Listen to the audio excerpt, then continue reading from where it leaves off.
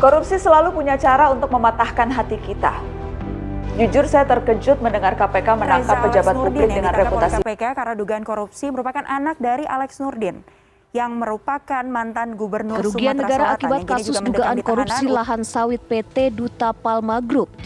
Saudara, polisi membongkar peredaran narkotika jaringan internasional di Jakarta. 3 perempuan ditangkap polisi dengan barang bukti sabu Freddy Budiman di dalam bukanlah koper. bandar narkoba biasa. Dia merupakan gembong narkoba yang sempat membuat Kementerian Hukum Jumlah dan HAM pecandu kewalahan. narkotika di Indonesia mencapai angka 6 juta orang.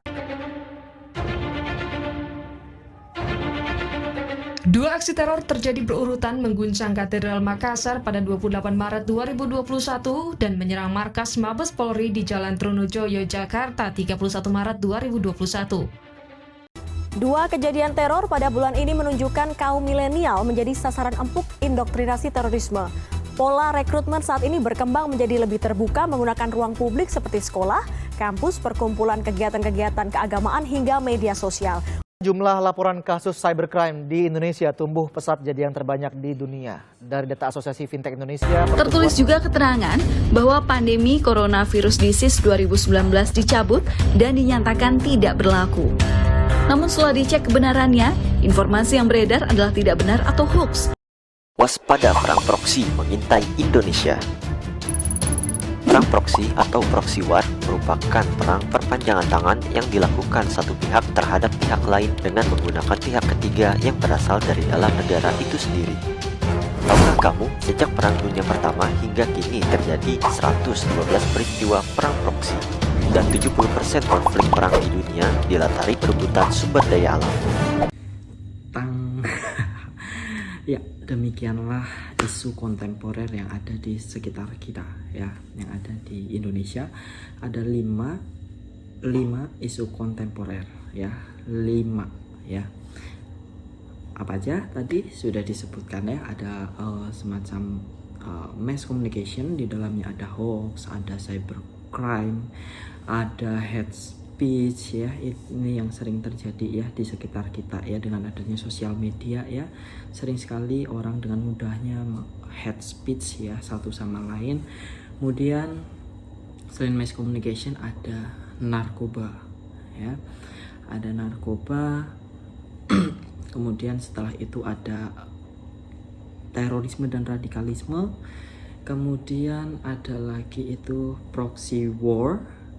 Kemudian ada lagi korupsi, ya. Ini juga semacam yang sering, ya, terdengar di telinga kita.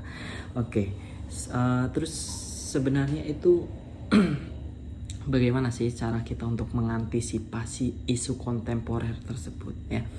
Jadi kalau menurut saya untuk mengantisipasi tentang mass communication kayak hoax, kemudian cybercrime, terus ada lagi hate speech, mungkin kita itu bisa menghindari hal tersebut itu dengan banyaknya wawasan, ya, kemudian informasinya yang masuk, gitu, ya, kan banyak informasi yang masuk, ya. Jadi jangan mudah percaya, ya. Jadi kita harus cross check berkali-kali dulu, ya.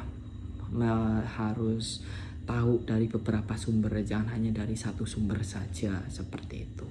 Kemudian untuk narkoba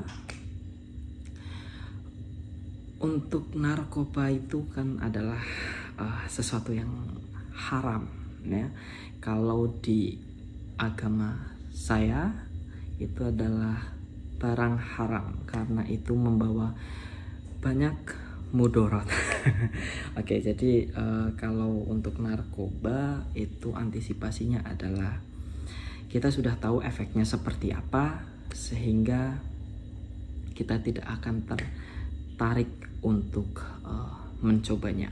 Sestres apapun kita, misalnya, ya, kita bisa cerita, sharing dengan teman atau dengan orang terdekat kita. Jadi jangan dilampiaskan ke barang haram tersebut, ya, contohnya narkoba. Kemudian ada lagi korupsi, ya, tadi, ya, ada korupsi itu adalah sudah bisa dikatakan merajalela. Nah, tapi korupsi itu bisa kita antisipasi hampir sama dengan narkoba. Jadi kita sudah tahu efek negatifnya ya, efek negatifnya itu sudah tahu.